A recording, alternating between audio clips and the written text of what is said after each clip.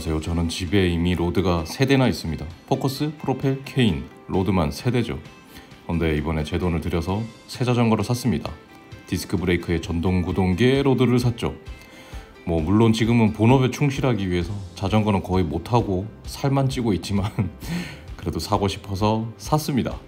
자, 그렇다면 로드 자전거가 무려 3대나 있는데 왜 샀느냐 라고 궁금해 하신다면 제가 산 이유는 전동 구동계 그리고 가벼운 자전거입니다. 자, 저는 지금도 디스크 브레이크는 꼭 필요하다고 생각하지 않습니다. 림 브레이크의 제동력만으로도 충분하다고 생각해요. 얼마 전에 포가차 선수도 인터뷰에서 아직도 림 브레이크 타는 이유에 대해서 묻는 기자에게 대답했죠. 림브가 더 가벼워서 섞어서 타고 있다고. 저도 그닥 잘 타는 라이더는 아니지만 무게에 대한 문제는 그냥 만족감이라고 생각합니다. 어쨌든 림브는 충분합니다. 하지만 이미 세상은 디스크 브레이크 세상이 되었고 디스크 브레이크의 장점은 더 말할 필요가 없습니다. 좋은 거 저도 잘 압니다. 네, 림브의 열 변형도 단점이지만 제가 쓰는 마빅 림브 힐은 열 변형에서 평생 워런티입니다. 그래서 별 걱정 안 하고 탈 수 있죠. 하지만 전동 구동계는 얘기가 다릅니다. 최근에 자전거를 타면 뭔가 나 빼고 다 전동입니다. 자전거를 항상 혼자 타는 게 아니라서 사람들과 같이 타게 되는데 항상 보면 저만 기계식을 타고 있더군요. 네, 누가 그랬죠. 불행은 비교해서 찾아온다고. 하지만 어쨌든 그렇다고 비교를 안 하고 살 수는 없으니까요. 네, 전동 구동계야말로 그냥 기계식이면 충분하지 라고 생각하시겠지만 저는 림브, 디브보다 더 큰 의미가 있다고 생각을 합니다. 개인적으로요. 그런데 제가 프로펠은 얼마 전에 시마노 울테 DI2를 구동계만 중고로 사서 달았습니다. 그러면 너 전동 구동계 그래도 있잖아 라고 생각하시겠지만 사람의 욕심은 끝이 없고 지름신은 막을 수가 없죠. 거기다가 프로펠은 2014년형입니다. 연수로 무려 8년, 만으로 6년 된 자전거죠. 그래서 지르기로 마음을 먹고 샀습니다. 자전거를 고를 때 중점사항은 일단 디스크 브레이크 그리고 전동 구동계가 달려있는 자전거, 그리고 그 두 가지를 만족하면서 페달까지 달고 6.9까지 가능한 자전거, 이 조건으로 자전거를 알아봤는데 사실상 거의 없습니다. TCR SL0 같은 건 정말 이 조건에 부합하는 자전거인데 국내 할당량이 올해는 거의 없다고 합니다. 말 그대로 사고 싶어도 사기 힘든 자전거죠. 에몬다 같은 것도 가격은 비싸고 어쨌든 한데 최상급으로 해도 페달을 달면 7kg가 넘습니다. 그 외 많은 브랜드들이 최상급 올라운드라 할지라도 디스크 브레이크에 전동 구동계를 달면 페달을 달지 않았는데 7kg가 넘는 자전거들이 많죠. 제가 예전에도 포커스를 선택한 이유는 가벼움이었습니다. 그 가격대에 그 무게가 당시에는 거의 찾기 힘들었으니까요. 네, 제가 산 자전거는 보시다시피 팩터입니다. 올해 현재 디스크 올라운드 페달 포함해서 6kg대를 가기 위해서는 선택지가 몇 개 없어요. 팩터도 에어로 모델이 있고 올라운드 모델이 있는데 이건 올라운드이고 극단적인 경량 프레임입니다. 아마 이게 제조사에서 보면은 탑튜브에 앉지 말라고 하는 모델일 거예요. 앉으면 탑튜브에 크랙 날까봐 그 정도로 경량이에요. 프레임 무게가 690g 그 정도로 알고 있습니다. 고기 한 근이 600g이니까 고기 한 근보다 살짝 무겁습니다. 보통 휴대폰 무게가 200g 정도 해요. 그러니까 휴대폰 3개보다 살짝 무거울 정도로 아주 가볍습니다. 그러니까 강성을 이 정도로 확보가 가능한지 궁금할 정도의 무게긴 해요. 사실 프레임 데칼 디자인은 아쉽게도 전혀 제 취향은 아닙니다. 저는 그냥 좀 무던무던한 걸 좋아하는데 이건 좀 너무 화려해요. 그런데 다행히 근데 시간이 흐르기 전까지 질리지 않기를 바라길 뿐이고요. 문제는 이게 프레임 데칼 선택지가 별로 없었습니다. 다행인 거는 출고한 지 벌써 한 달이 되어가는 것 같은데 매일 보면 볼수록 정이 드는 것 같아요. 구동계는 짬뽕입니다. 스램 짬뽕, 크랭크는 포스, 스프라켓도 포스, 나머지는 다 레드입니다. 왜 이렇게 했냐면 재고 부족입니다. 재고 부족으로 이렇게 세팅했어요. 크랭크는 나중에 새로 사서 구매해서 갈아 끼울 예정이고요. 이게 물량이 부족한 게 저한테도 체감이 되네요. 네, 레버도 포스로 했으면 더 빨리 출고가 가능했는데 레드로 가고 싶었습니다. 그래서 한 몇 달을 더 기다려야 했죠. 네, 처음에 조립할 땐 와, 이 컬러 진짜 내 취향 아니다 싶었는데 그래도 다행히 보면 볼수록 정이 들고 있어요. 은비도 한마디 하더라고요. 프레임이 이쁘긴 한데 너구리 너랑은 안 어울려 라고요. 나쁜 놈. 네, 정말 배우고 싶은 자가정비가 요 레버 오일링 하는 건데 다음에 한번 도전해보고 싶습니다. 뭐 어렵진 않다고 하더라고요. 네, 사실 이 자전거에 큰 기대는 하지 않습니다. 왜냐면 전 이미 알고 있거든요. 어차피 자전거는 다 똑같다라는 걸. 이것저것 많은 자전거를 타왔고 시승도 해보고 하면서 느낀 거는 일정 수준으로 비싼 자전거에서는 다 비슷하다라는 겁니다. 차이가 없다라는 말이 아니라 그 차이는 크지 않다라고 해야겠죠. 가장 큰 차이는 휠에서 나옵니다. 그리고 타이어에서 나온다고 생각하고요. 클린처와 튜블리스의 차이, 그리고 25mm 타이어와 28mm 타이어의 차이, 이런 건 체감상 확실히 느껴지지만 프레임에선 큰 차이를 느끼기가 힘듭니다. 이미 메이저 브랜드들은 다 비슷한 프레임 형상에 비슷한 에어로 성능에 무게, 비슷한 강성, 동호인이 그 차이를 가늠하기에는 현실적으로 무리가 있죠.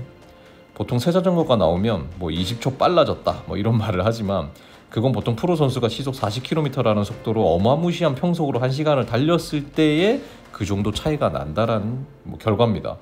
물론 상급 동호인에게 그런 상황에서 20초를 줄일 수 있다면 충분한 비용 지불의 이런 가치가 되겠지만 저에게 그런 차이는 아무런 의미가 없습니다. 네, 아무런 의미가 없어요.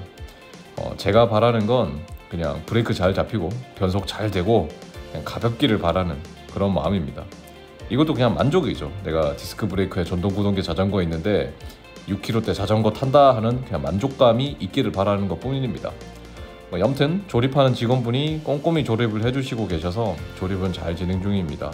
이렇게 자전거를 조립하는 걸 보면서 받은 적은 없어서 저도 신기하네요. 휠은 살 돈이 부족해서 집 303을 좀 더 빌려 쓰기로 했습니다. 초경량 휠을 사고 싶어서 파스포츠 패더를 살까 고민을 지금 좀 하고 있어요. 이 303도 가격 대비 정말 가벼운 휠이라서 상당히 만족스럽지만 파스포츠 패더는 303보다 100g 이상 더 가볍게 할 수 있죠. 고민 중입니다. 네, 스프라켓은 당연히 1033을 선택했고요. 재고가 있다면 1036도 사려고 알아보고 있습니다. 근데 인터넷에 지금 재고가 하나도 없더라고요. 네, 이제 뒷디레일러 이쁩니다. 블링블링. 포스는 그냥 무광 플라스틱 느낌이라면 레드는 이렇게 브레이크 캘리퍼까지도 블링블링하죠. 햇빛을 받으면 반짝반짝거려요. 네, 이제 비비를 넣고 있습니다. 사운드가 녹화가 안 돼서 아쉽긴 한데 비비를 넣을 때 진짜 프레임이 박살나는 소리가 납니다. 원래 그렇다네요. 저는 처음 들어봐서 좀 놀랐습니다. 진짜 빡빡빡 하는 소리가 나요. 네, 크랭크는 4633입니다. 제일 작은 크랭크죠. 큰 크랭크를 쓸만한 실력도 파워도 없습니다. 이거는 뭐 제가 볼 때 동호회는 그냥 무조건 이거 쓴다 라고 봐야 될 것 같고, 이 크랭크는 중고 제품이에요. 그래서 잘 닦아서 설치합니다. 중고지만 그래도 외형상으로는 아주 깨끗해요. 네, 자전거에 명언이 있죠. 전부 듀라일 필요는 없다. 크랭크만 듀라면 충분하다. 진짜 명언입니다 이건. 네, 제 거는 스램이니까 크랭크만 레드면 되는데 제 자전거는 크랭크만 레드가 아닌 네, 이상한 구성이 되어버렸네요. 뭐 그래도 괜찮습니다. 돈이 있으면 이건 사서 그냥 제가 갈아 끼워도 뭐 어렵지 않은 거니까 돈 모아야죠. 크랭크가 가격만 94만 원입니다. 레드 구동계는 부속품 하나하나 가격이 정말 살벌합니다. 뒷변속기 저 드레일러 하나에 96만 원이고요. 그리고 변속기 레버 한쪽에 뭐 94만 원 이렇습니다. 하지만 그 정도로 이제 정신적 만족감을 저에게 줄 거라고 생각합니다. 기변뽕이 안 오길 바라는 거죠. 이제 조립이 많이 됐습니다. 역시 자전거는 휠이 중요하죠. 휠을 끼워야 이제 좀 자전거 같은 모양이 나오는 것 같아요. 아쉽게도 무게는 현재 페달과 가민 마운트까지 달고 7.35입니다. 여기서 크랭크 바꾸고 스프라켓 레드로 교체하면 7.1은 가능하고요. 거기다 제가 안장도 편안함을 위해서 초경량으로 달지 않아서 이것도 경량화 할 수 있는 여지가 조금 있습니다. 안장은 제가 좀 써보고 혹시 괜찮으면 리뷰를 할게요. 네, 디스크 브레이크 조립 시의 최대 난관인 캘리퍼 센터 정렬입니다. 제 지인 중에서 이 소음을 잡지 못해서 견디지 못하고 자전거를 판 사람도 있습니다. 이날도 뒷캘리퍼는 쉽게 조정이 되었는데 앞은 쉽게 되지 않아서 여러 번 조정 후에 성공을 그래도 했습니다. 다행히도요. 뭐 당연한 거겠지만 노련한 미케닉이 중요한 부분이죠. 네, 이거 정말 엄청 신경 쓰이죠. 저도 가끔 시승 자전거 탈 때는 칼 가는 소음이 많이 나는 자전거들이 있어요. 물론 해결하려고 노력하면 해결할 수는 있습니다. 자, 이제 체인 달고 이제 정말 거의 끝나가네요. 몇 달을 기다린 자전거인데 이렇게 조립이 되는 모습을 옆에서 구경을 하니까 기분이 좋네요. 네, 보통은 이렇게 조립되는 것보다는 완차로 이렇게 해서 매장에 가면 딱 나와 있는 게 보통이죠. 네, 드레일러가 힘차게 움직입니다. 이것 때문에 샀습니다. 전동 구동계. 이제 이 팩터로 최소 한 5년은 탈 수 있기를 기대합니다. 자, 아마 페달 달고 7.5kg 이런 걸 샀다면 제가 또 기변뽕이 금방 왔을 겁니다. 하지만 이 정도 구성과 세팅과 무게라면 아마도 쉽게 기변뽕이 오지는 않을 겁니다. 자, 마무리는 바테일이죠. 자, 안장은 산마르코에서 나온 신형입니다. 그래블용 안장인데요. 160g 정도 무게의 특징은 쿠션이 아주 푹신합니다. 그래서 요거에 대한 좀 기대를 크게 하고 있어요. 무게를 재봤는데 무게는 페달을 포함해서 7.24였네요. 조금만 더 투자하면 6kg대는 충분할 것 같습니다. 이게 페달도 파워미터 페달이기 때문에 어쨌든 여유가 좀 있긴 있어요. 자, 영롱합니다. 팩터, 산소, 뱀. 네, 크랭크가 좀 아쉽네요. 자, 그리고 이 자전거의 최대 매력 포인트는 지금 이 핸들바입니다.